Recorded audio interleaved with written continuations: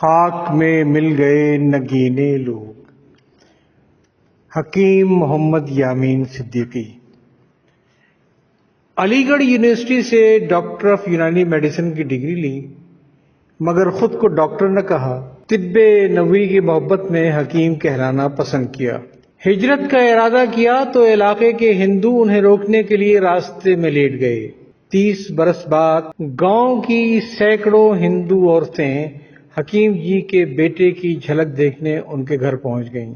ساری عمر مریضوں سے صرف دوا کے پیسے لیے، کبھی مشورہ فیس نہیں لی۔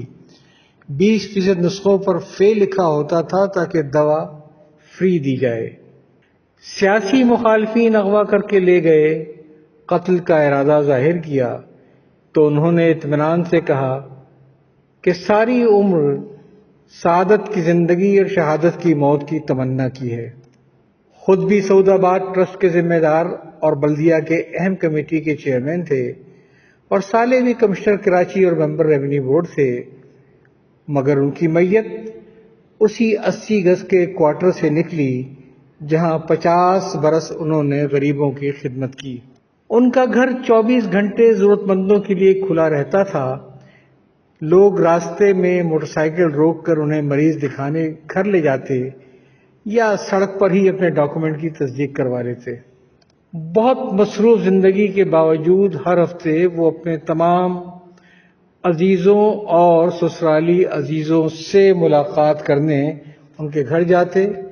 وہ پورے خاندان کے بزرگ اور سربراہ تھے۔ کبھی کسی کے گھر خالی ہاتھ نہ گئے، ہمیشہ پھل ساتھ ہوتا تھا۔ گھر آنے والوں کو تواضع کے بغیر جانے دینا گناہ سمجھتے تھے، اور اکثر اپنے میزبان کو گناہ سے محفوظ رکھنے کے لیے اس سے ایک گلاس پانی منگوا کر پی لیتے۔